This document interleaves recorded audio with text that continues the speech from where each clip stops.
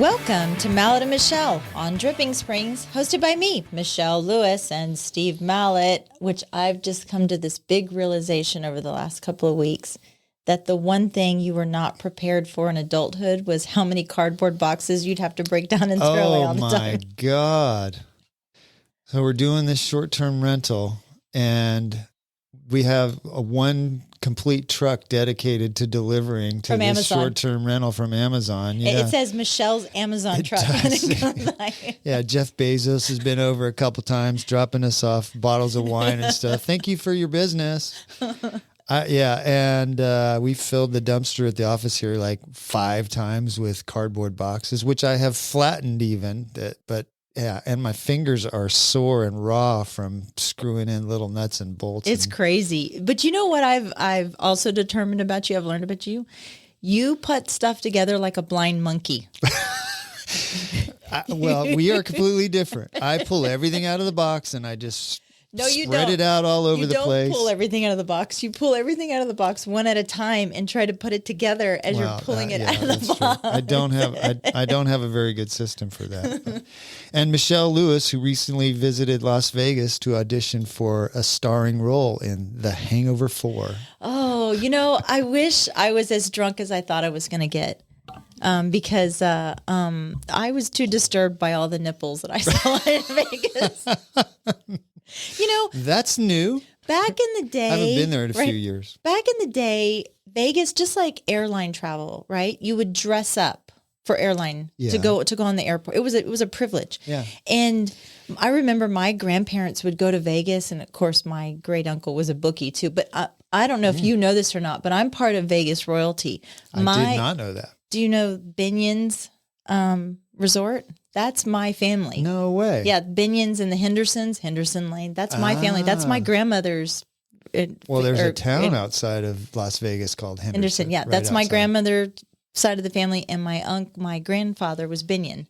So I'm a Binion. Yeah. So what are you doing working for me? I don't know. Something went wrong. You got some mafia blood in there. We're not going to talk about that. But people would dress up, right? And you couldn't walk through the casino half naked if you were going to the pool. Mm-hmm. I was so disturbed. I'm not a prude in any way, shape, or form. But there's a time and a place. And I'm sorry, but 2:00 in the freaking afternoon. I actually think that's part of one of the things that's going completely wrong with our society is I remember when I was growing up as a kid, people got on airplanes, they would dress up. You would sometimes see people wearing suits and ties, like they were dressed up to travel. And I get it. You want to travel comfortably now, but the way some people dress to get you, Crocs and your PJs is not appropriate for being out in public.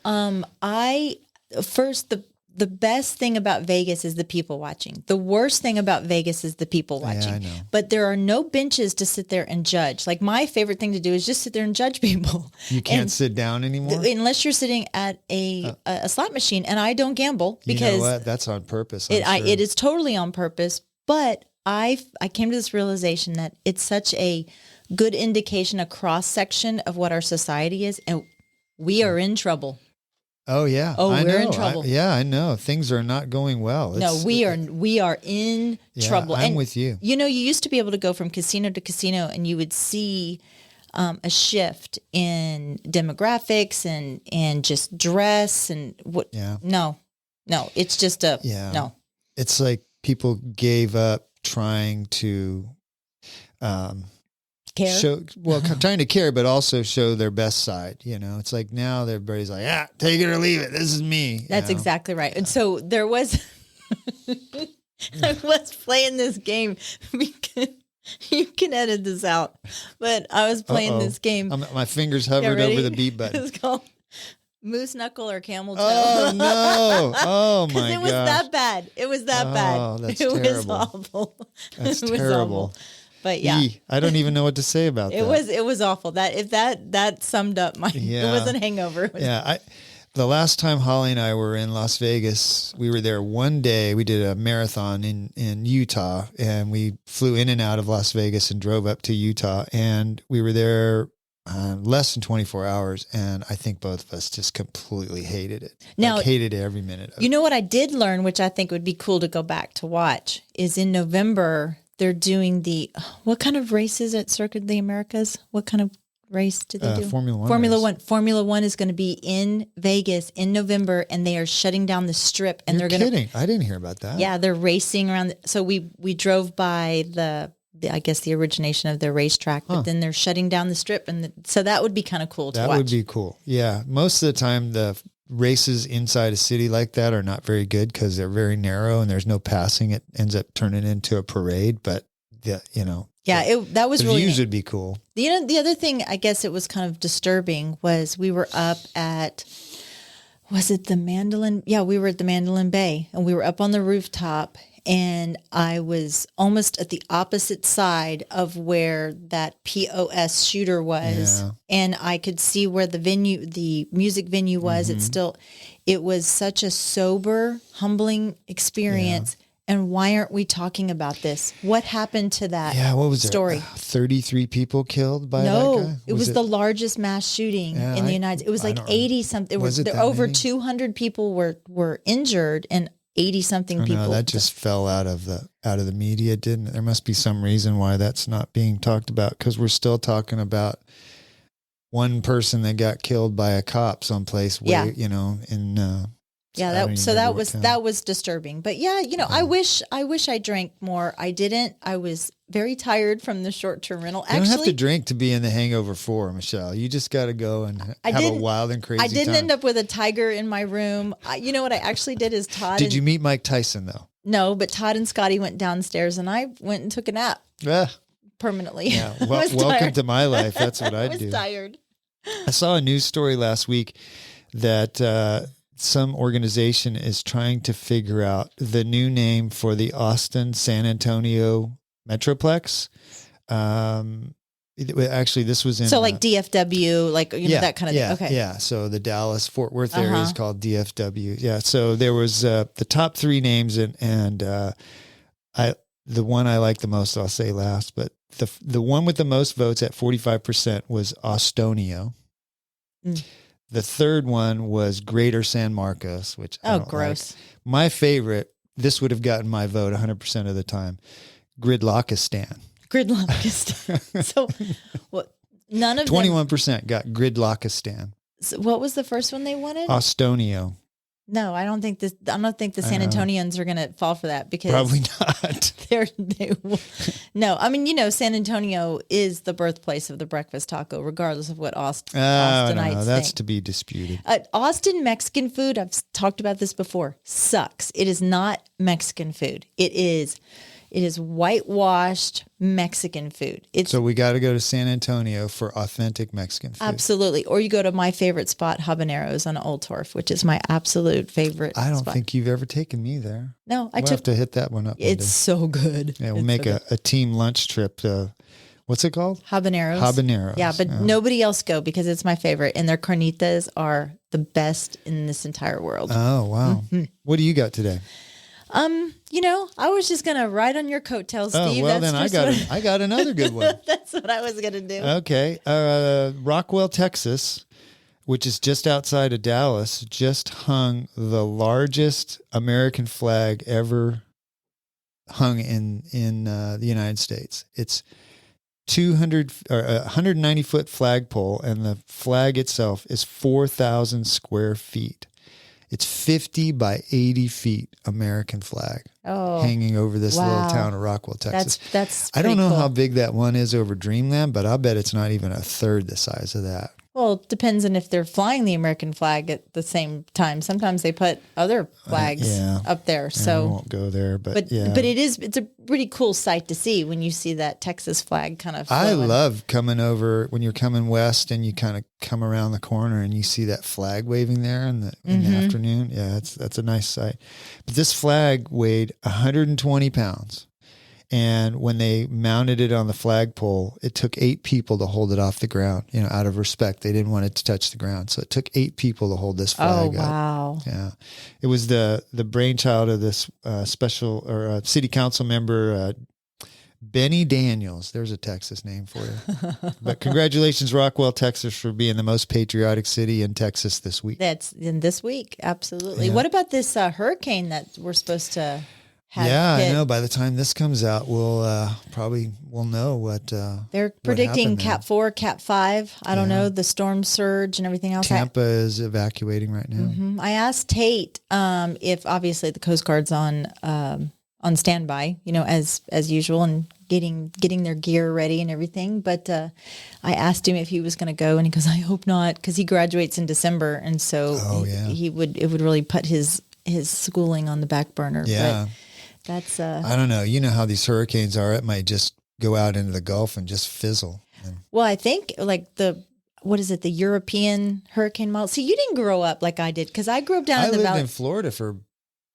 Did you guys have like little, like we had hurricane trackers as our book cover? No way. Yeah, and it would teach you how to do it. A hurricane story. This was when I first moved back from Spain to Florida. I got a job on a golf course, and I working in the grounds department, the guys that mow and move the flags around and all that. And wash stuff. the balls. Yes, ball washers. Shush. And we had, I don't remember what hurricane it was, but there was a hurricane coming, and my boss, he pulls us all in. We worked in this like shack thing in the middle of the golf course, and he pulls us all in. And he goes, "Okay, we got to start tying everything down." And so we got chains and we got straps. Everything's got to be tied down. Anything that can fly has to be tied to the ground. And so I'm like, okay, sign me up. So I grab a couple chains and I go out back, and there's these like half empty 50-gallon drums, and I start tying those down. And my boss comes out and he goes, "Mallet, what are you doing?" I go, "I'm tying things down." He goes, "No, the tractors." And I went, "The tractors? I need to be tying down the tractors?" He goes, "Yes, the tractors need to be tied down so they don't fly away." I was like, oh my God, what are we in for here? These were like big tractors, not like your little John Deere that you bought at Home Depot. I'm talking tractors that weigh like 5,000 pounds. Yep. And we were tying those suckers down to the ground, like airplane, with like when you have an airplane tied down to the ground, those little metal hooks in the ground. Yeah, I've seen. Hurricanes are serious stuff. I was in Hurricane Allen. I think that was in 1980, give or take. I was like 9-10 years old. And that hit down in the valley in South Padre Island. And that was pretty big. And you saw full highways, crumpled up. And it's amazing what the wind can do. I do hope that the remnants of it swing back around and come over and hit us so we can get some damn rain. Did you feel how cool it was this morning? This was very nice. 58 degrees. Yeah, the whole week is supposed to be like this. Just nice, cooler weather. It smelled like fall. It smelled like pumpkin spice. I'll tell you what, I could have used that colder weather a couple days ago when I did the Kerrville Triathlon, which is my favorite race by far. But it was 76 at the start of that race and 92 when I got out on the run, and I just suffered. The heat is just killing me these days. Well, I wanted to say something also just right back to the hurricane. There's two big predictors of a hurricane if it's coming to your town. Do you know what those two are?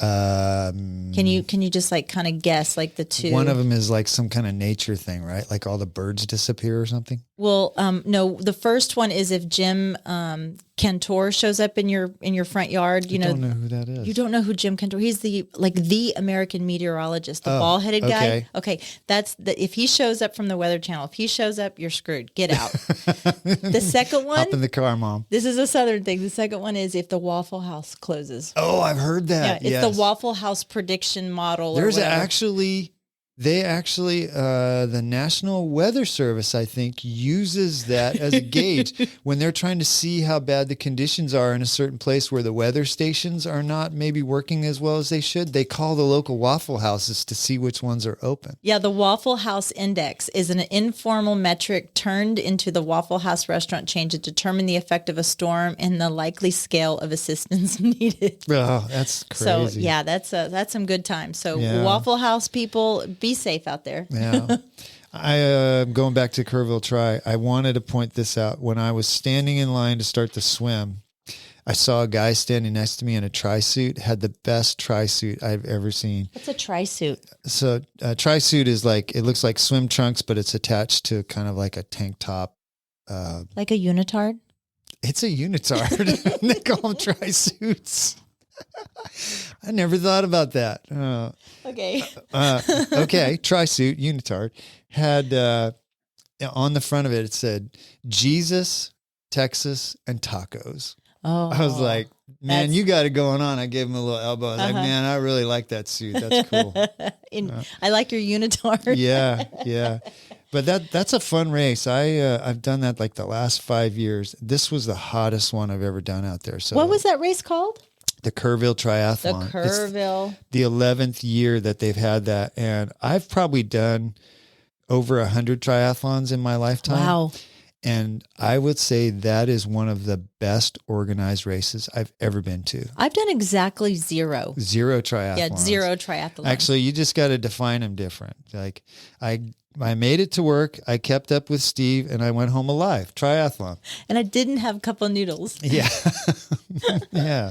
Hey, we didn't talk about our guest today, Meghan Tynes. Meghan Tynes. Yeah. She's talking about hangovers and stuff. I know, yeah. Tynes Wellness. She's starting a new business here in Dripping Springs, focused on nutritional therapy. So we're going to talk to her a bit. But do I need to go hide all this stuff on my desk? Yes, yeah. Hide all the chocolates and the candies. That's not on my desk. I can leave chocolate and candy on my desk forever. I've done very well the last month or so, leaving your desk alone. Before that, it was all hands on deck. You did break into the short-term rental Hershey's Kisses. I did see that. So actually, yeah, I had a major blood sugar malfunction when I was over there. I ate about 9 of those Hershey Kisses. I took them out and counted them. There's 9. Yeah. So I would be in preparation for Meghan coming on to talk about nutrition and wellness. I did a little research on obesity, which you and I talked about is probably something we need to be careful talking about. There's a lot of people out there that are very sensitive about that. But I did some research, and 800,000 people die every year from some sort of condition related to heart disease and diabetes. 800,000 people a year. So those two things were the number 1 and number 2 causes of death in the United States in 2021. And in order to define obesity, your BMI needs to be over 35, right? Is that it? 30 to 35, right Body around mass there. index. Yeah. And which is a strange kind of, do they take into account your height and your build? Yeah, it's your height and your build. I don't know exactly how that works. And Meghan might know. I don't think people should be talked down to or made fun of because they're overweight. Everybody's got their own journey in life and things that they're living through. And some people have honest, serious medical conditions.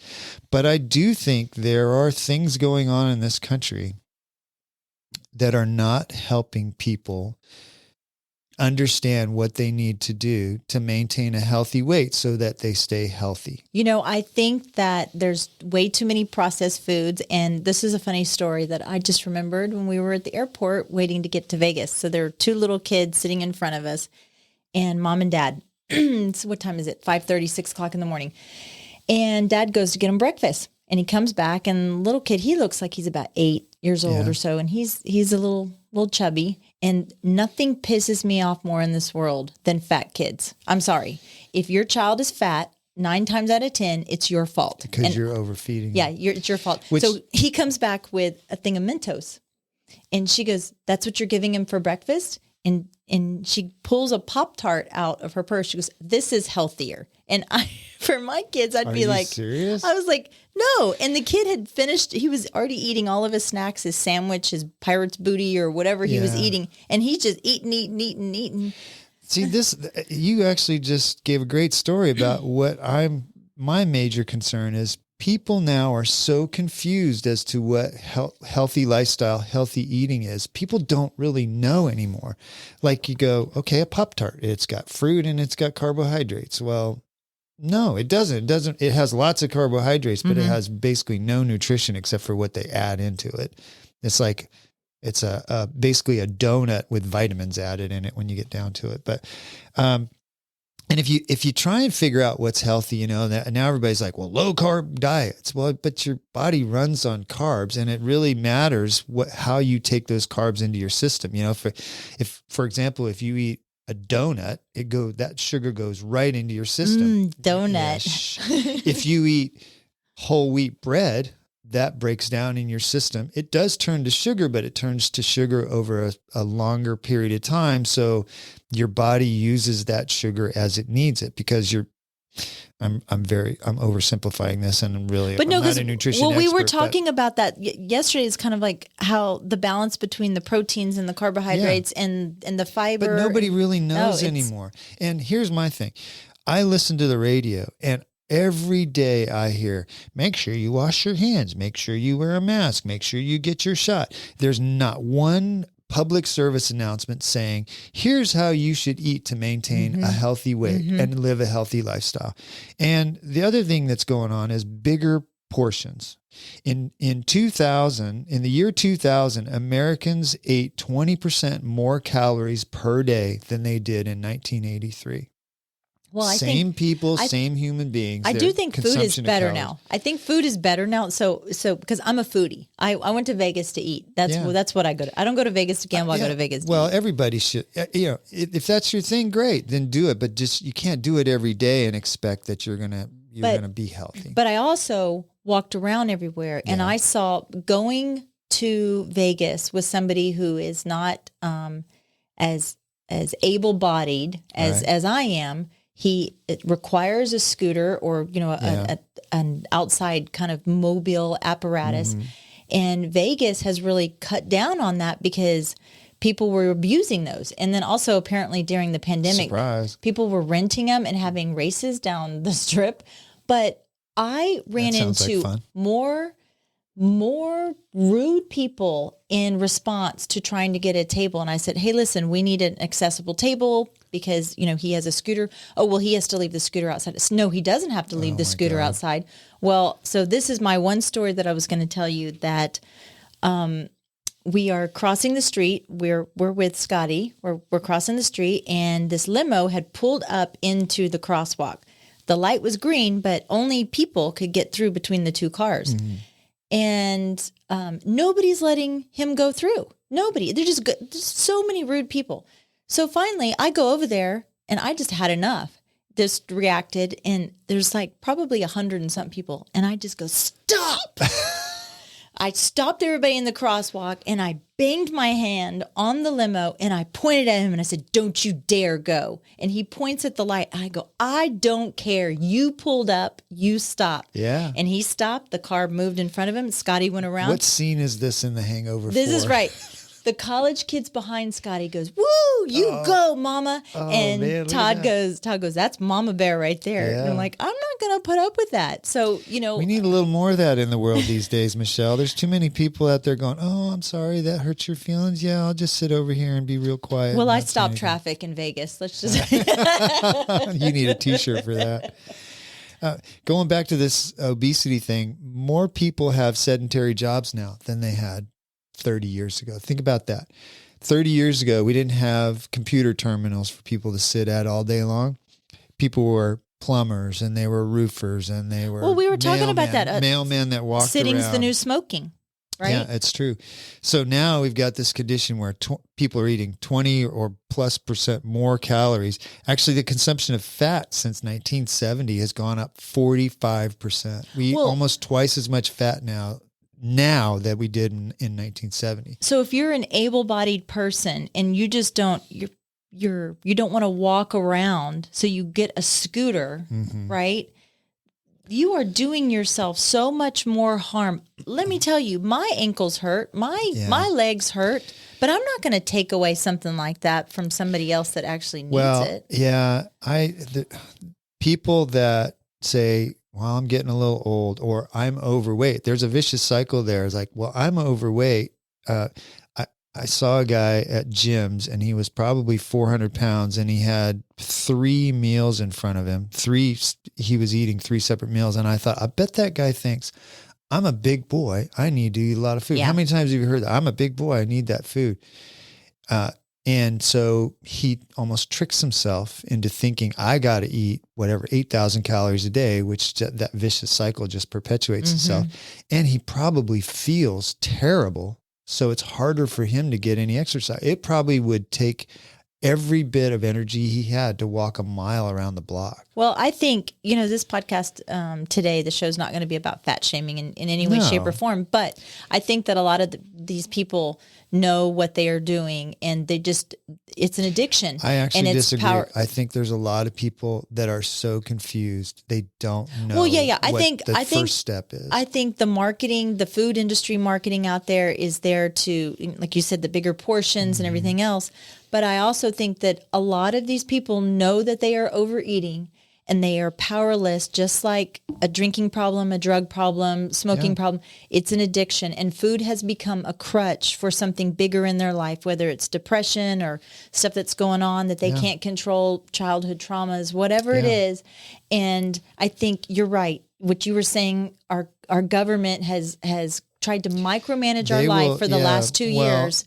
And if they really give a crap about our health, then they need to give a crap about our health. Yeah, that's right. They don't really give a crap about our health. There's no benefit to the government telling you how to really live a healthy lifestyle. They want to tell you what to do, not how to be the best person that you can be physically and mentally. Because when you feel good about your body, you're better at every part of your life. You're better at your family. You're better at your work. You're better at the things that you do in life. So I think it's a shame, actually. I feel bad for people that are struggling with that, because there is a fix for it. It's not easy, but it's, somebody needs to guide them and tell them.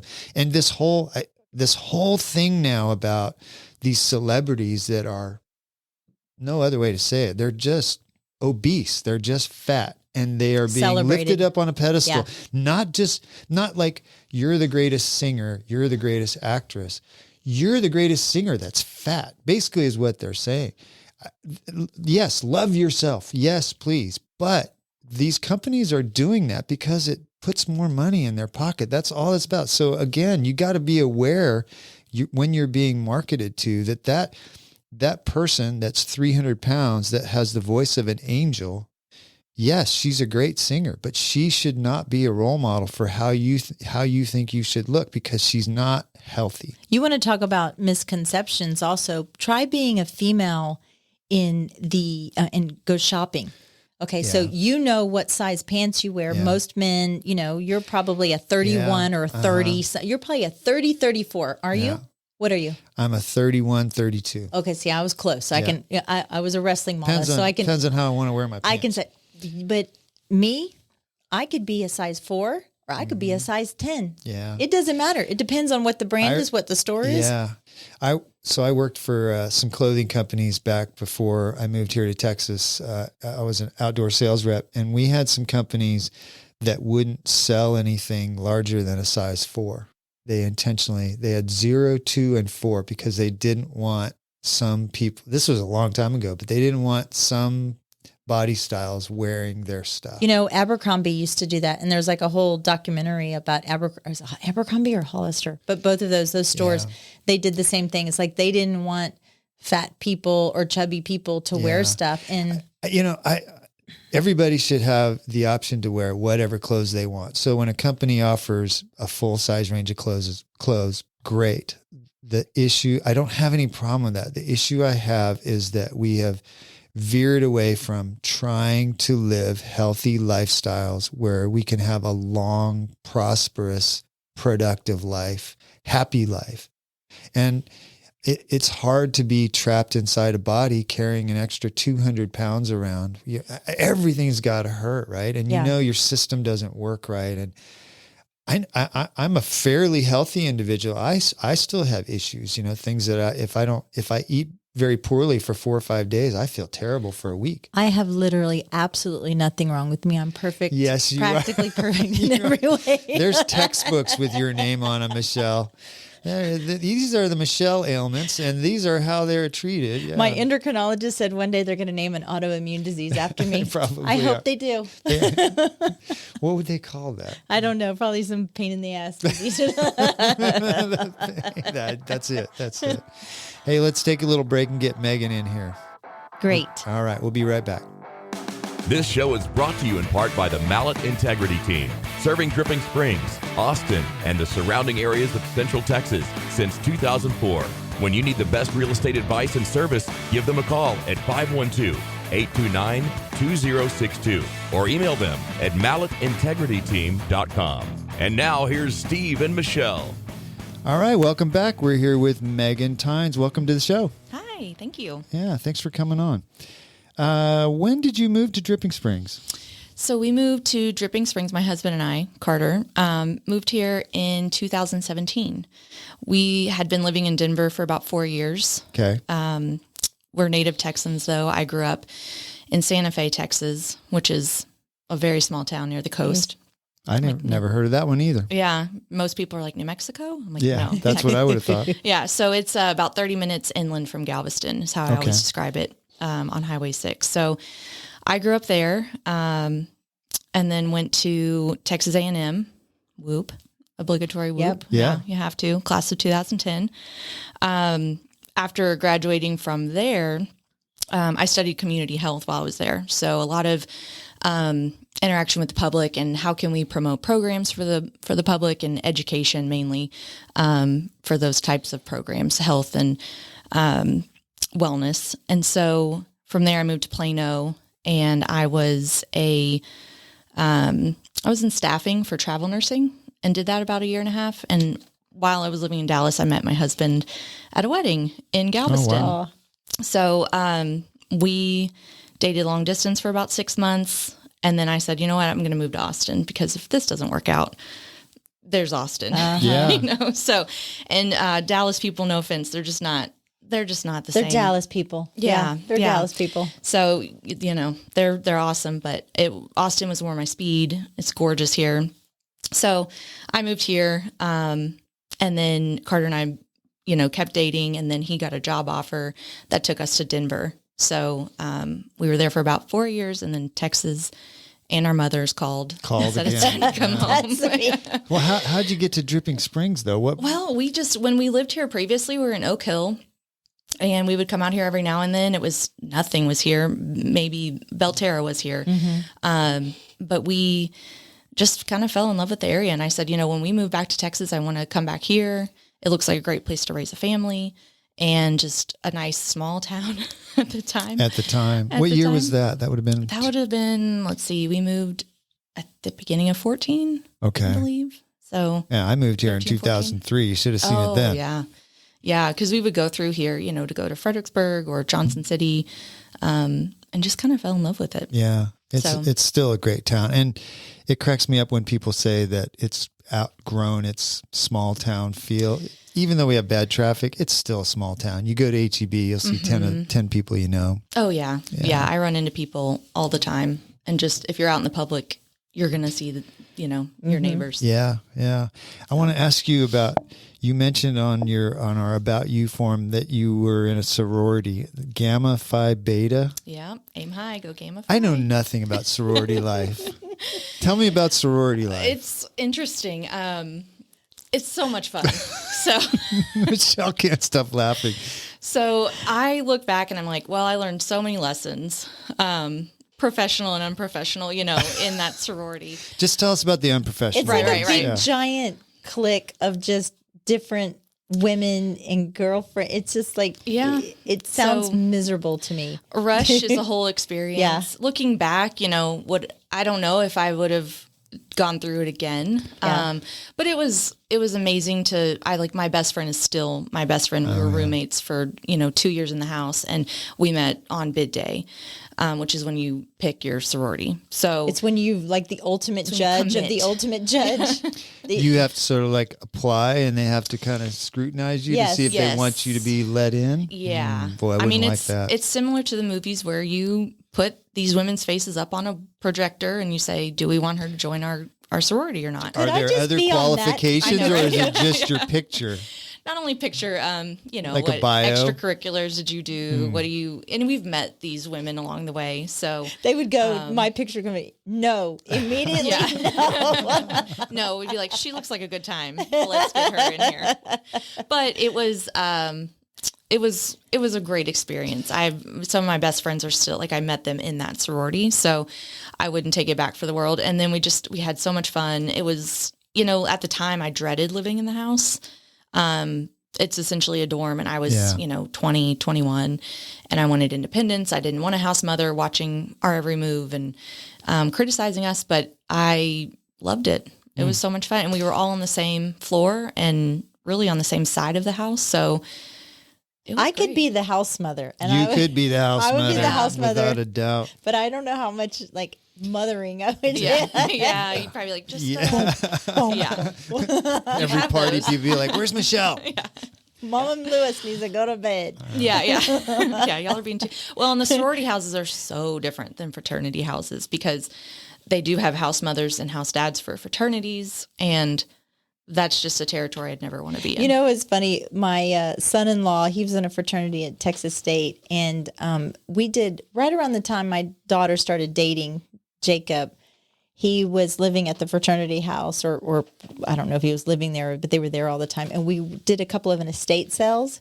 And, right at the very end of the estate sales, it's basically like, get rid of it, whatever you can do. And we had this dining room table that was left over. And I said, Jacob, take the dining room table, take it to the fraternity house. They'll love it. It's like, great. So then Kendall and them were moving out. I said, well, she goes, well, I need a dining room table. I said, well, take the one I gave at the fraternity house. She goes, no. Yeah, I didn't tell you. One night they all got drunk and they put it in the bonfire. So that's the difference between the fraternity and... Yeah, I wouldn't want to know the things that have happened on that table. Yeah, no. In a fraternity house. Sororities just have a little more, they have rules. Yeah, okay. Yeah, fraternities really don't have it unless it's a free-for-all. Unless they just built that house. That's how most guys live their life anyway. Yeah, they're gross. I saw one thing during COVID. I had a job right before starting this business and going back to nutrition or school to get certified. And it was dealing with fraternities and sororities. And I saw a sign and it said, don't worry about the COVID-19 vaccine. If you've been in a sorority or a fraternity house, you're already immune. Like if you've used a restroom in a fraternity house, like you're immune from everything. So it's probably true. Yeah. It's probably so true. Yeah, what did you like about living in Colorado? How was that experience? Being in Colorado for me, the experience, like, there's like this whole stigma that they don't like Texans, right? I think it's similar to us and Californians. Well, it's true. Yeah. That's Is it true. really? Yeah. It's because we all kind of, moved there at one time, or like there was a big wave of Texans moving every day to Colorado. I never really ran into that. I had the problem where I bragged about Texas too much and they're like, Megan, shut up. Like we get it. You're from Texas. Yeah. But, gosh, I loved the weather. It was like this, like the weather we're having today where it's, 60 degrees in the morning, but it would be like that in, July and June and those months. Sign me up. Yes. And then, there was no mosquitoes. There's no ticks. Like our lucky dogs didn't have to worry about those bugs bothering them. There's hiking, skiing. There's a lot more public land in Colorado. And it's That's all so one green. shortcoming about Texas is we don't have a lot of public land. And it's also green there. It you do have to put up with snow, but when you're in Denver, it melts pretty quickly because the sun comes out like 300 days a year there. So they keep their roads super clean. They have actual plows dedicated. So they take care of their roads. Yeah. But so there are some days where I wake up and I'm like, why did we move back again? Yeah. The peer pressure of your family. We were, Holly and I, my wife and I drove out to Oregon last year and we spent the night in Gunnison, Colorado. This was I've Christmas been to Gunnison. time. I love Gunnison. And we woke up in the morning and it was -9. Yes. I've never been so cold my whole life. We were like, I had a sweatshirt on and we were carrying our bags from the hotel to the car, which was like 50 yards away. And I'm like, it's not that bad. By the time I got to the car, I couldn't open the door because my hands were frozen solid. -9. I know. One day my husband woke me up and he said, there are no degrees outside. There are no degrees. There are no degrees. It was right at 0 and he was just so happy. But it's a gorgeous place to live. The older I get, the harder this summer heat here is on me. Yeah. It's which you guys are both. Yeah, you're a lot younger than me, and Michelle's younger than me. But I didn't a lot. But I didn't think that the heat would get to me the way it does. But there are times I don't even want to go outside now. When it's 100 degrees, I just want to sit in the AC. Yeah, same. Yeah, same here. So what in your career choice at A&M, what led you down this path? What chose you? What chose you? What chose you? It chose me. I don't know. I've always been interested in kind of the medical field. And once I got to look at that curriculum and realize that wasn't doable for me, you know, all the sciences, there's a majored biomedical sciences at A&M, and that's usually the direction you take if you're going to be a doctor or something like that. I was, at the time, I was just like, that looks terrible. That looks like a lot of work. Yeah.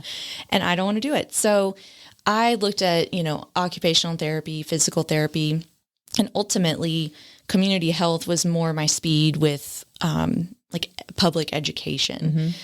So that's funny. kind of, We were just talking about that. yeah, it's just that, I don't know, it felt right at the time. And then just all the jobs I've had since then, I was in healthcare marketing for 7-8 years, before just taking a brief stint with the sorority and fraternity job, but, just educating people on different services and kind of spreading the good word, if you will. Now it's called like public misinformation, right? Isn't that like kind of like what's been going on There's right a rabbit trail. Yeah, we didn't luckily have social media back then, but yeah. So community health would be like telling people how to live healthy lifestyles. Is that part of it? It's more so of like going into the community, creating a program for them. Like we dealt a lot with, you know, like here, create a program for lower income people. Doesn't say lower income. Mm-hmm. You know, need to learn about breastfeeding or diabetes or, you know, this subject. My big project at the end of the year or at the end of my senior year was cross-contamination and how people really don't pay that much attention to it in the kitchen. So it was a very detailed demonstration, write up everything on cross-contamination and how to avoid it. So like people that Raw chicken cut up their versus, chicken and you then use the cut up their same- vegetables on the same cutting board kind of thing without cleaning it. I know that Yeah, one you of the gotta keep big, those separate. the big misconceptions or I think awareness that needs to happen is a lot of the people that are on food stamps or WIC and that the food choices that they make in choosing the food, and it's the crap food is cheaper than the good food. Right. So it's easier for them to go choose the flaming hot Cheetos, although they are very delicious. Absolutely. Once in a and you while. have food deserts, right? Where there's not, it's like low economic status areas, and they don't have access to that fresh produce. So they're called food deserts. I was shocked. I've never heard that in term before. Puerto Rico. You know, you would think on an island, there's an abundance of fruit everywhere. And we went to the grocery store and it was processed food after processed food and like a lot of sweets and cinnamon rolls. And we're like, we just want to make a salad. Like literally we want to make a salad, and you could not find. And that was a lot of my degree too, like learning about those, you know, we had, of course, all the kind of health topics, but like sociology was kind of one of them. And then just like what cultures are more prone to these diseases and how they get, you know, that.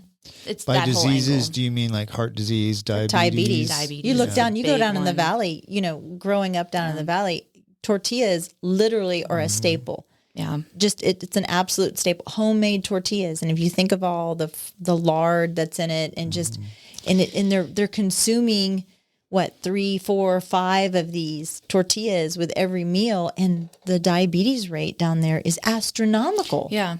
And I'm sure we'll get into this, but if they're using quality ingredients, that's fine. And if they're balancing it with a protein and a fat and a healthy carb, it's fine.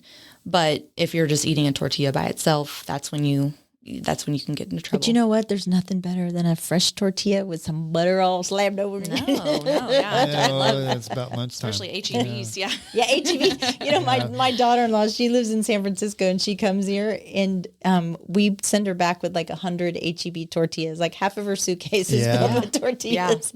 Yeah. So what made you want to start? It's Tynes Wellness, right? What made you want to sir. start that? I just honestly wanted to work for myself. I've worked for others my whole career. And then, honestly, it was just me wanting to kind of take control of that. Like I've done the marketing, I've spread the news about other people's businesses. I can do it about mine, and I can really help people in this field. There aren't many, like my official title is Nutritional Therapy Practitioner. Okay. You don't go on Indeed and search NTP and find, that yet. Hopefully that will change.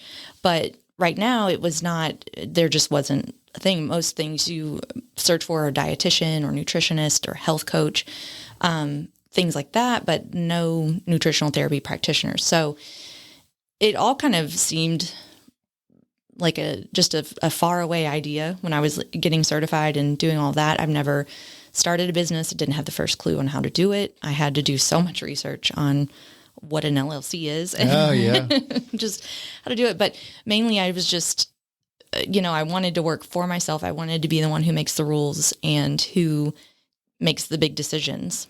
So that's kind of like me, but Steve owns the business. Yeah, that's true. But you're your own boss. She makes the rules. She bosses me around. So if Steve and I were new clients to you and we come sit down and talk to you for the first time, where do you start with us? How do you break down our history, our bad habits? Right.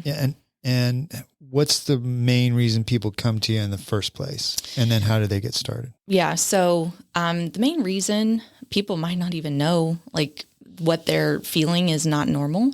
So a lot of people come to me, it's disguised as weight loss. I want to lose weight. I want to lose weight. Well, okay, what is hindering your weight loss? Is it your metabolism, which all circles back to blood sugar regulation? Is it, your digestion's off? There's so many factors that can inhibit weight loss that they're just coming to me and saying, well, I want to lose weight. Well, let's dig a little bit deeper into that. Like, how do you feel on a daily basis? What are your energy levels like? What are your bowel movements like? We get very personal.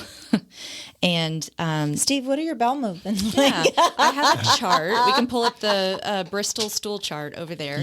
I know what that chart is. Yeah. And that's the thing. Like, most people don't realize they're experiencing is a symptom of something else going on within their bodies.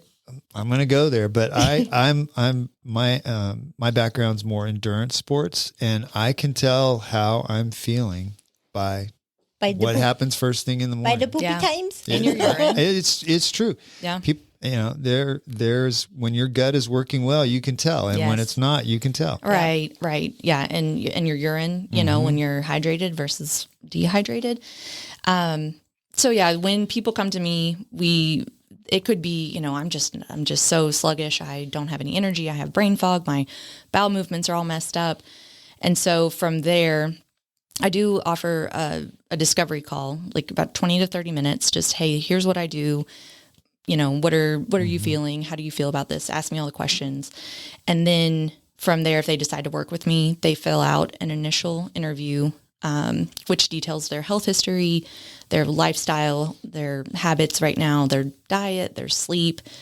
Like if it's a female, the female reproductive system, the male reproductive system, just a really detailed health history. And then they fill out a nutritional assessment questionnaire.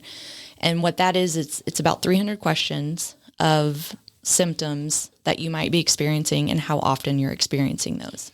So like if they're constipated, chronic constipation, they fill that out. And then there's the food and mood journal. So for about 3 to 4 days, they fill out breakfast, lunch, dinner. How do you feel afterwards? What are you eating? You'd fire me after 3 days. I know. Yeah. I'd be like, okay, well, we've got some work to do. We kind of know. Right. But like, it's, what are you eating? How quickly are you eating it? What times of day? Are you drinking certain things before or after, like the order of things? How's your energy, your bowel movements?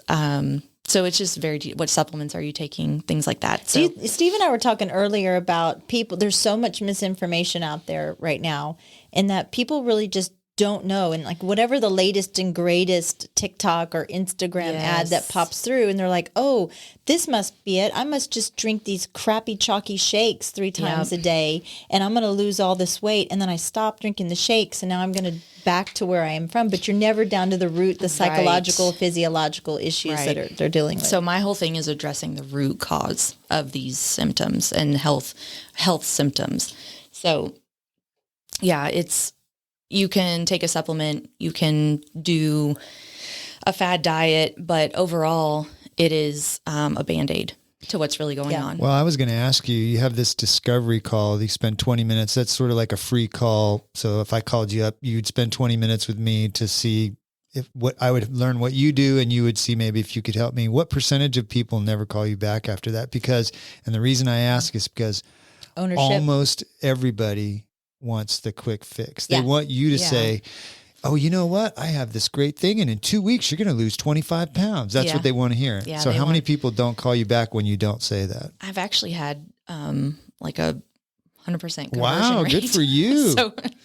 So great salesperson. Well, I was in sales forever. For what you're doing. You know what you're doing. And I'm very clear with them. This is not a quick fix. This is not a diet. This is a change of lifestyle. And it is a change of your diet, but it's not an overnight thing. We usually work together within for 3 months because change takes time. I offer two types of packages. There's 5 sessions and then there's 10 sessions. If someone comes to me and they're kind of on top of their nutrition and they're like, I just really want to tweak a few things, they usually go with the 5 session, but most of them are the 3 month or 10-month session, 10 sessions. It's funny because, everybody on my team, they make fun of me because I have very particular eating habits. I can, there's serial killer. I'm going to a little, not Jeffrey Dahmer type. He's not chopping people up and sticking them in his mom's freezer, but I can almost tell you what he's eating, what you ate today. Oh, she could guess. I eat a kind of a limited diet because I know what works for me and I know what doesn't work. Yeah. But when I go out, you ever see the movie When Harry Met Sally where she orders? That's literally me. Okay, I'll have this chicken sandwich without the bacon, without the cheese, and I'll have a side salad without the onions and without the cheese, and and I know what works. Right. But that's almost 60 years of trial and error, lots of error. And I know and if I love pizza, but if I eat a pizza, I feel like crap for 3 days. Yeah. And to me, that's not worth it. But you're also you're an ultra athlete too. So but the point is that a lot of people, and Meghan, you probably know, there's a disconnect, right? They eat a pizza and then the next day they feel like crap. They don't go, that was probably from the pizza. They don't put 2 and 2 together sometimes, right? So that's where you come in, where you go, well, what'd you eat yesterday when you couldn't get out of bed the next day? And you go, you know what? You probably shouldn't eat ice cream because, I know for me, ice cream kills me. So, but trial and error. Sounds like you've got some gluten and dairy. I do, intolerance. But I know what works and I know what doesn't. So, and I don't eat red meat because it makes me feel very heavy, but I do eat a lot of protein. So, yeah. Well, everybody is it's a bio-individual approach. So I feel like what sets me apart from the standard dietitian and maybe other health coaches is that I'm not selling a product. I am selling you a better way of life, or, we're working together on this thing. Yeah. I am up at night wondering what is going to get those bowels moving, just like you are. You're invested. I'm starting. I dream about it. I am very invested, and it is an individualized approach. It is not a one size fits all. Your diet, perfect example, Steve. It works for you. There's different things. So I'm not going to address every client the same way. Why do you think this information that you have is so hard to come by these days? Because we were talking about how the government right now is with COVID, there's every 5 minutes you hear a commercial or you see an ad, wear a mask, wash your hands, blah, blah, blah, blah. That's still going on, but there's nobody out there saying, pay attention to what you eat, make sure you get hydrated, make sure, the basic things. Why do you think that information is so hard to come by? I think, I don't want to sound like a conspiracy theorist, but there's a lot of money in a lot of things. So, there is a big food area. I think it's just people don't want to hear it. They're not going to buy into it. Well, they want the quick fix, what Steve was saying. Yeah, they want a It's quick not fix. Me. It couldn't be me. It couldn't be the stuff. I know that if I eat shrimp or something like that, my nose is going to run like a crazy person. But you'll still do it. I'll do it because I love it. But I know I'm not shocked that, oh my gosh, my nose is running. I can't breathe. because I ate shrimp. I think the thing that gets me is when you know how your diet affects your overall life, you will, when you see the benefit, you will take control of that. Yes. Because the benefits are huge when you feel good. Yeah, when you feel good. I think you have more faith in people than I think. There's a large majority of people that do not care. They do not care about well, their and health. see I that, also Megan? think I think it's we're so uneducated. I mean, look That's at what they the teach point, us in right? school. The food pyramid, they say go out and eat a bunch of grains. Like, Yeah. that's the biggest part And of your they diet. flipped it upside down, right? Right. It It's should be such BS, you know, like it's the standard American diet, and it's an acronym, but it truly is sad because they're not focused on fresh produce or anything like that. It's, you know, get your grains here and then maybe, you know, throw in some protein. Fat is demonized, carbs are demonized, and we absolutely need those things. You know, cholesterol is always demonized too, but we need cholesterol from red meat and from all these things to produce certain hormones. So I remember when the Atkins diet first came out, and Atkins. Atkins. I went to high school. Yeah, the Atkins diet. When that first came out, and people were just so appalled about, oh my gosh, eating all of this red meat, but it was like, you know, the step down approach to how the sugar in the fruit was just as bad. Sometimes certain fruit was just as bad as drinking a high C or something, you know, a sugary drink. And Except where there's nutrition. where there was nutrition and breaking You it get all fiber down and stuff from that. So it was versus just interesting. straight sugar. Yeah.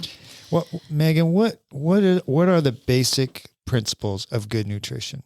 Like, what do you like to see in all of the people that you help is the basic principles? I think, like I did bring a few like tips along. Yeah. Okay. And I think what I do is like a foundational approach. So we take a look at, like I said, digestion, blood sugar regulation, mineral balance, fatty acids, which are those omegas and everything. And most of all, like the most overlooked thing, hydration. So I think those are the basic principles for me. There's about 5 of them, and we work on most of the time when something's happening with your body, it's a consequence of those foundations, not of them being ignored. So we're working on these consequences, which are like your endocrine systems or your hormones and just other things that are going haywire. So I think these are some tips. These are not medical advice. Yeah. Put that out there. But like for your digestion, chewing 20 to 30 times per bite. Oh my gosh, my husband, he's going to love to hear that. It's Is that- insane how I didn't realize that. Yeah. So you want, I say 20 to 30 times per bite, or the consistency of applesauce. So it's going to help your stomach digest that food that's, you know, hitting it. Our society has a really big problem with low stomach acid.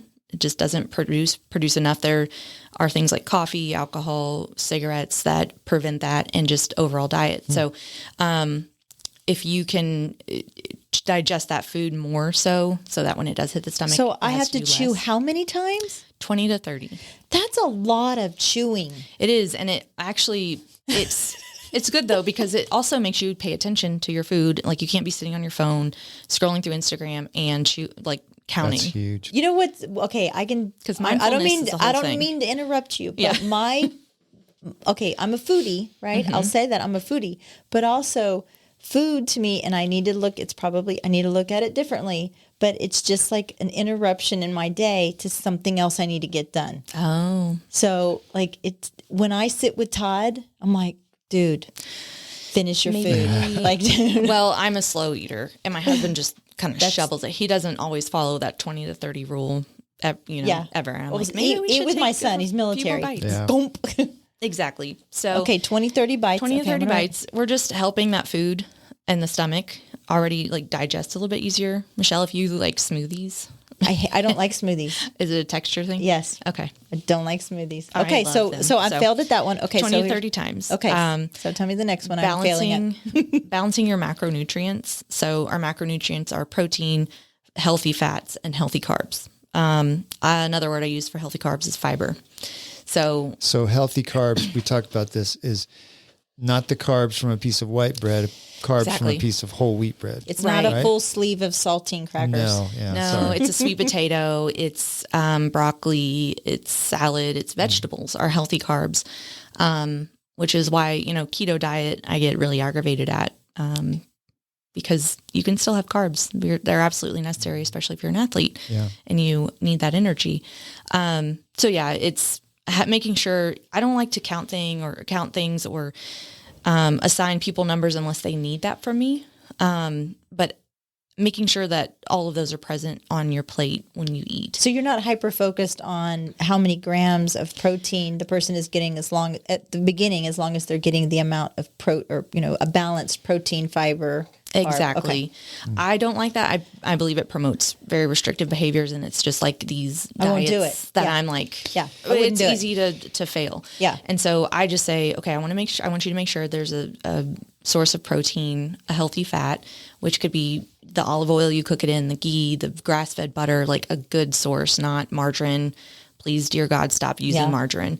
And then like olives, fish is a great one, any seafood.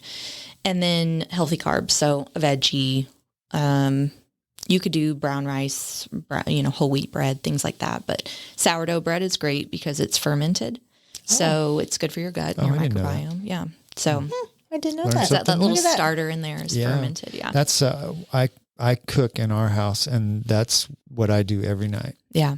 And Holly, my wife, is she's vegetarian, so she'll eat eggs, but I'm always trying to figure out more ways. She doesn't like a lot of eggs, so I'm trying to find more ways to get her protein that are not animal products. I always cooked for my kids. That's one thing that I did. I was never like a box kind of, and I'm not digging the people that do, because working moms and everything else, but I just didn't do that. And my kids did not eat food from a box. If they wanted food, I would make it for them. It wasn't chicken nuggets. And now, granted, we did go to Chick-fil-A or, McDonald's or something like that, or Sonic if we had, all three kids had things that were going on. But for the most part, to this day, and I was taught from my mom, it was like a protein, a starch, and a veggie. Yeah.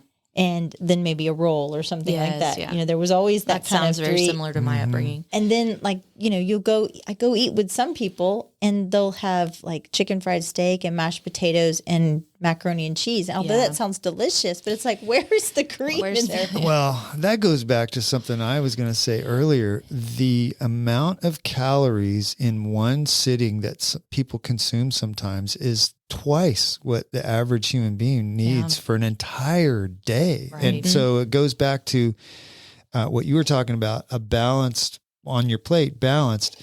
But what some people do is there's twice as much food on that plate as they need. And I know for me, if it's on my plate, I'm going to eat it all. So if I put half as much as I think I'm going to eat, then that's it. That's my full meal. So you're changing your sort of perception, right? In your mind. I don't need this huge amount of food. I can get by with this small You were amount. talking about portions, about how much Americans, the portion wise, and like playing card full of protein, or, it was like the visual. The palm. But there's a lot of food that's being consumed right now at one sitting. Yeah. Right. Well, and my whole thing is nutrient dense whole foods. So if you have that on your plate from a really good source, so grass-fed beef, what you can afford, or, however good of a source of protein and really of anything you can get, then go for it. I don't count calories. Again, it's kind of a restrictive behavior. And I don't want to put people in a portions. weird spot. It is a good, I think portions control. are the big thing. But if you've got, a big salad that's full of all the good things, I don't think you can have too much of that. Yeah. So it's just how to balance it. I'm Moderation. thinking more of the chicken fried steak thing that Michelle said. If you look at, my body probably needs 2,500 calories a day. I bet you a chicken fried steak dinner from Jim's is probably 3,000 calories. Yeah. Yeah. And not necessarily, not the great amount or the right proportions of the protein, carbohydrate. And fried in canola oil. Do you think, do you factor alcohol into your clients?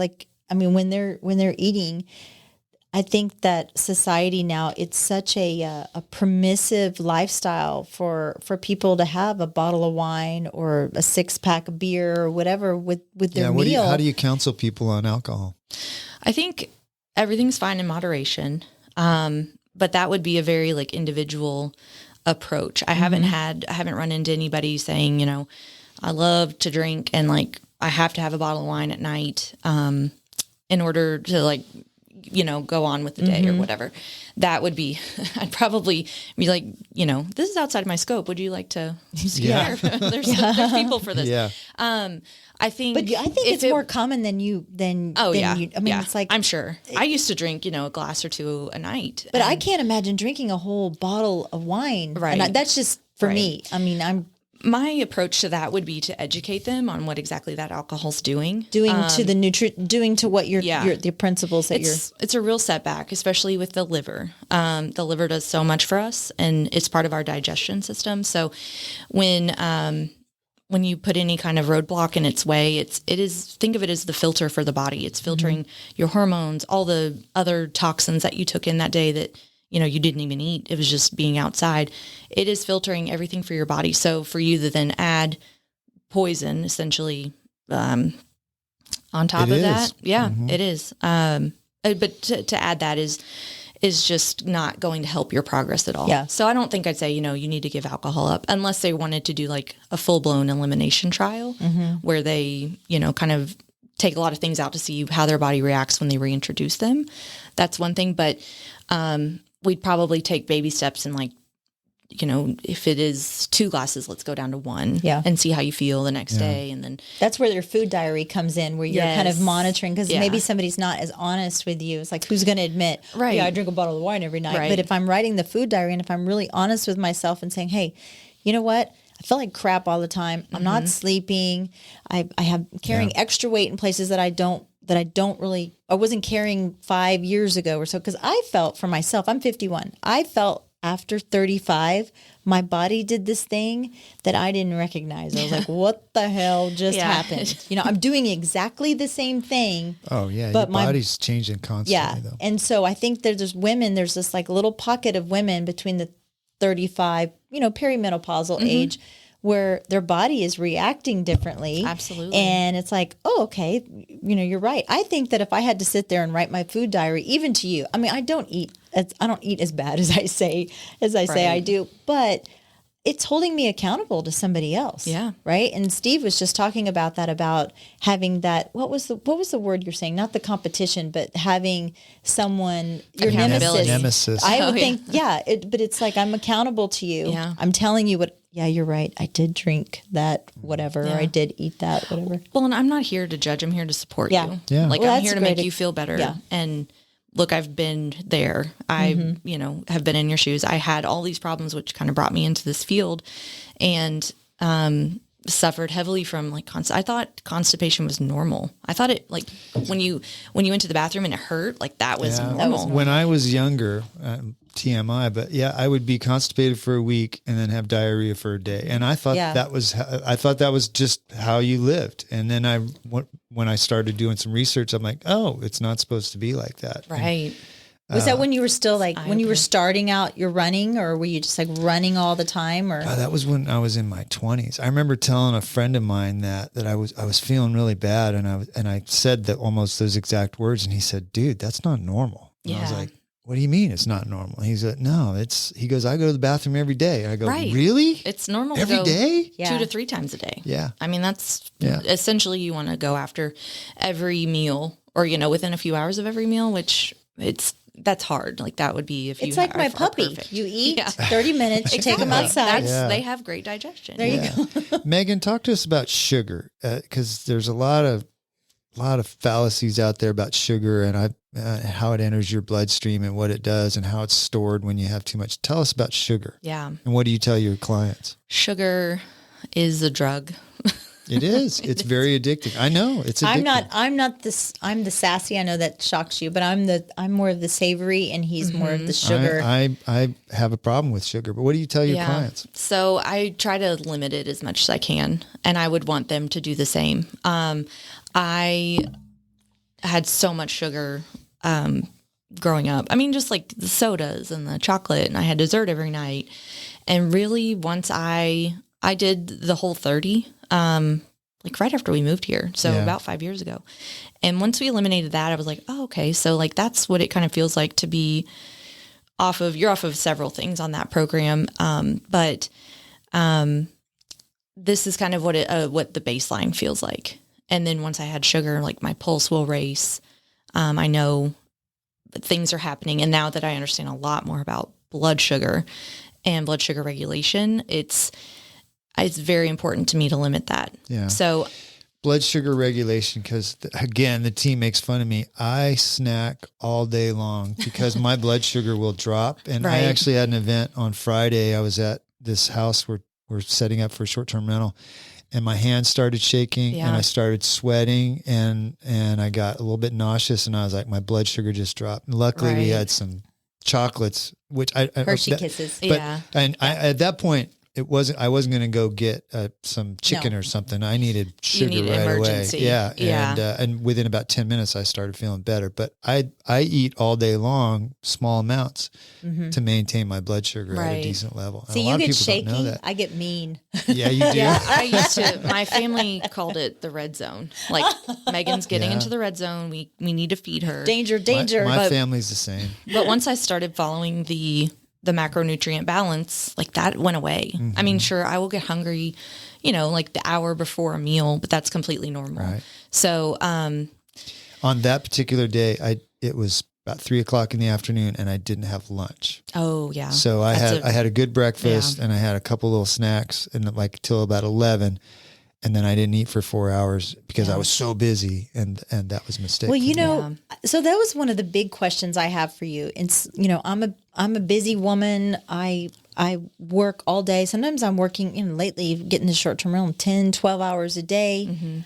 I'm in Dripping Springs. There's not a lot of healthy choices. And if I am going from client to client or house to house, and I just need something, I'm not a big sandwich person. I never have been. But if I just need something lunch-wise or whatever, what are you suggesting someone like me or someone that's in their car a lot? Somebody that's got a busy day going on. And what do they? If I have to swing at like Whataburger, honestly, when I used to go to Whataburger, they used to sell chicken fajitas, and I would just eat the chicken. They don't do that anymore. So now I get the chicken sandwich and I dissect it, and I just have the chicken. What's the healthy alternative to driving through McDonald's? But if you have no choice, if you're in a small town like us and you have to go through a McDonald's, you have to go through a Whataburger, what do you suggest they get? What do they look for? I would say like get the protein, like a Chick-fil-A.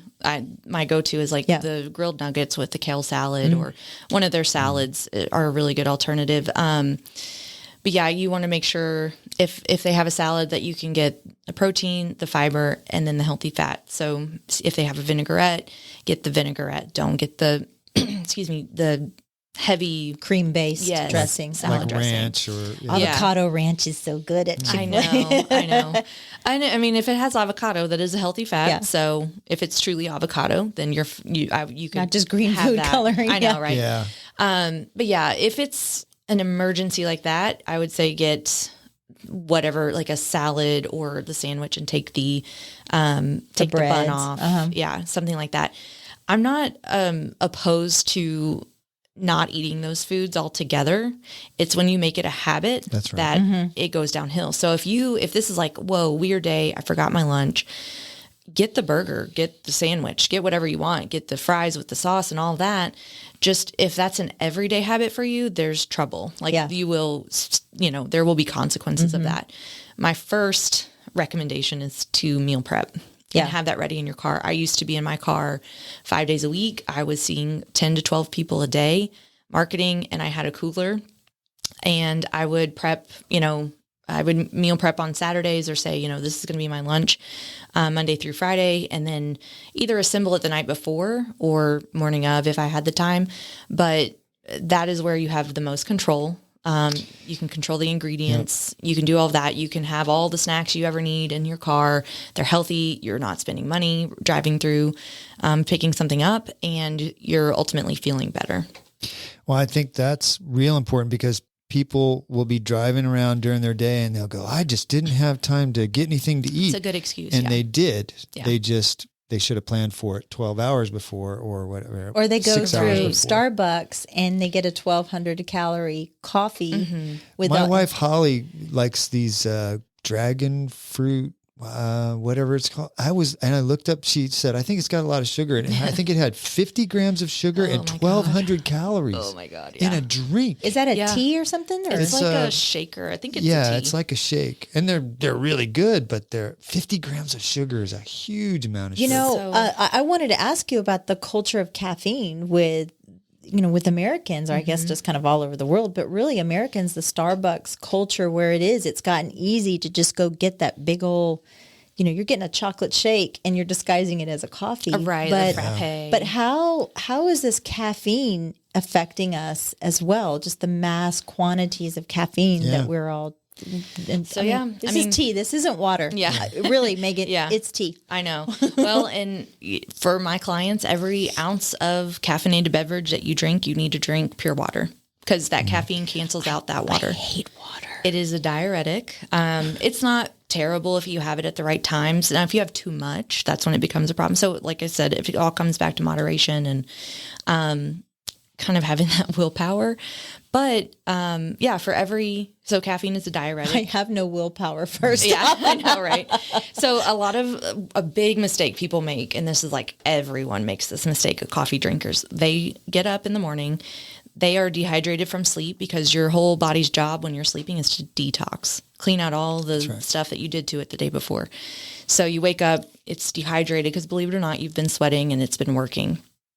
They go and they pour that first cup of coffee and they're like, oh, this is surely going to wake me up. I just need the caffeine. And it is doing the opposite. It is dehydrating you further because caffeine is a diuretic. You're probably putting some kind of creamer in it. If you're not, you're a psychopath because black coffee is disgusting. But you're probably putting some kind of sugary drink or creamer or something like that in it, which is spiking your blood sugar, so you're already setting yourself up to crash. And most of those creamers are made out of oils. They're not dairy, oils, except Dunkin' Donuts. It's real dairy. Oh yeah. But I'm a heavy whip girl, like just put heavy whip in my coffee and I'm happy. But so yeah, you're setting yourself for that blood sugar drop about 10:30 or whenever, a few hours later, and you're hurting your stomach lining by putting that acidic coffee drink into your stomach first thing. It's not doing you any favors. So you suggest getting up and drinking a big old glass of lemon water? I think I used to drink lemon water. I think if you start with about 8 to 16 ounces of water to get rehydrated, at least get a start, and then eat something. You need to eat a balanced breakfast because it is true. It is the most important meal of the day. It sets us up, it sets your blood sugar tone for the day. If you can get something really balanced, like, yogurt with berries and, some chia seeds and mix all those macronutrients, the more protein, the better. And then once you've had some time, like halfway through that meal, then start drinking your coffee. If you can't wait until after. Yeah, willpower. But I think that goes back to having somebody like you that tells you this is the plan. And then now you're striving to get to that plan. Whereas most people, as soon as their feet hit the ground in the morning, their day is just dictating to them what they're doing, right? Absolutely. You got a couple kids at home. You're like, got the coffee brewing, the kids, I'm making lunches. Oh, I'm just down in my first cup. Yeah. There's no plan in place. So when you give them the plan, then they're more likely to. An accountability coach for sure. Fail to plan to fail. Like that's, Yeah. it goes back to so that's much. good. There we go. Yeah. Because I don't have children yet. So I don't know that hectic lifestyle. I know I get up and I do what's best for me. But wait till you have kids. They'll really mess it up. Well, I'm such a control freak that.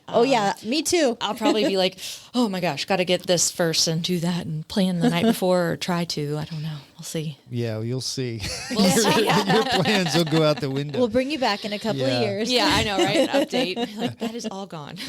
Yeah. Real quick, because we're running out of time, but exercise. What do you tell your clients about exercise? I think it's very important. And I think there's definitely, like, we talk a lot about movement versus exercise. So if you have an exercise regimen, I think walking is so underrated, especially after a meal. Like right after a meal, go take a 10-minute walk. And That's my favorite. I love to walk. Yeah, but it does wonders for your blood sugar. So you're absorbing whatever glucose you just took in, because you're going to take it in whether or not it's like a chocolate bar or from your fruit or veggies, whatever. Everything has it. You need it for energy. But most of the time you have excess glucose. So if you go for like a 10-minute walk after a meal, then it really helps absorb some of that. Your muscles are putting that into effect already. And what happens to the excess glucose if you don't do that? If you don't, it gets stored in your adipose tissue as fat. As your adipose tissue. Yeah. That's right there. Yeah. So basically in a cell, you have, insulin that's released when you eat something or when glucose is introduced to the bloodstream. And then once glucose goes into that cell to give it energy and keep your body going. But once it's full of glucose, it closes the gate essentially, and that glucose starts bouncing off, and then it's stored as triglycerides in your adipose tissue, which is fat. Yeah. So which you and I were talking about this last week, that you drink a sugary drink and say it's Coke, and I don't know how many calories, but there's 20 grams of sugar in Coke. Well, you drink that, your body doesn't feel full because it's liquid. Yeah.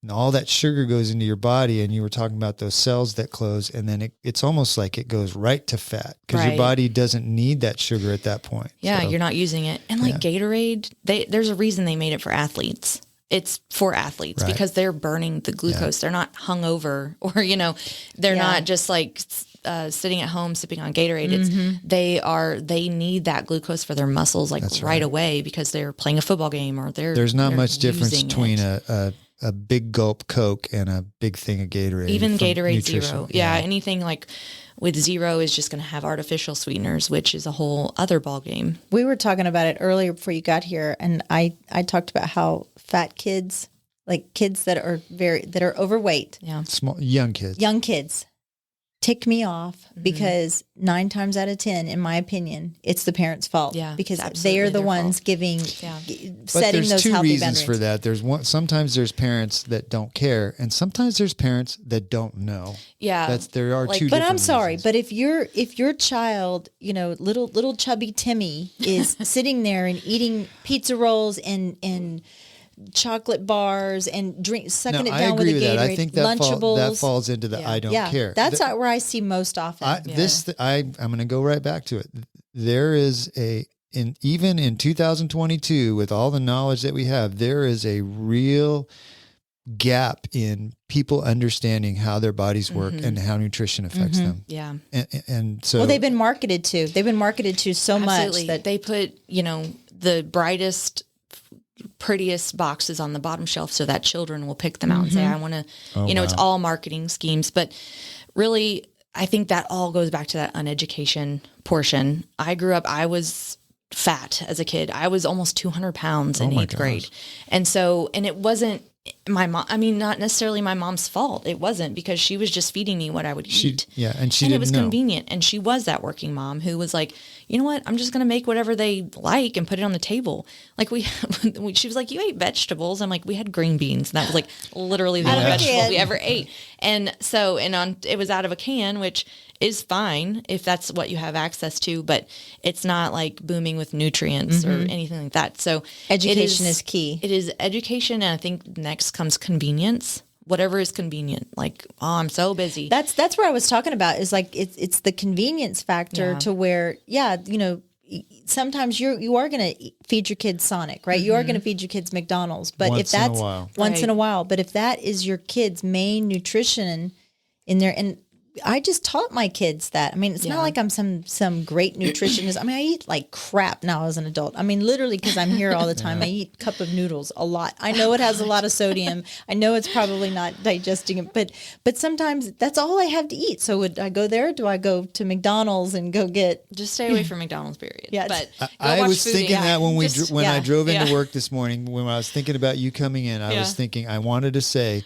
just don't eat at McDonald's. What they sell is not food. Right. If you watch Food Inc., we watched, because my husband and I used to go to McDonald's like I did too when I was younger. weekly. Yeah. And then we watched that documentary, and we I haven't did been too. back I since. saw that. Yeah. We haven't been back since. And that was before we moved, so over 5 years ago. Yeah. So. Your life is not so busy that you can't take an extra 5 minutes to walk into HEB and get a banana and a ham sandwich or something. I get on whole HEB wheat or sushi. something more That's my healthy. fast Yeah. food now is HEB Yeah, sushi. sushi. They have salads. They have, those meals that you can microwave and kind of dress up. I've done that a lot.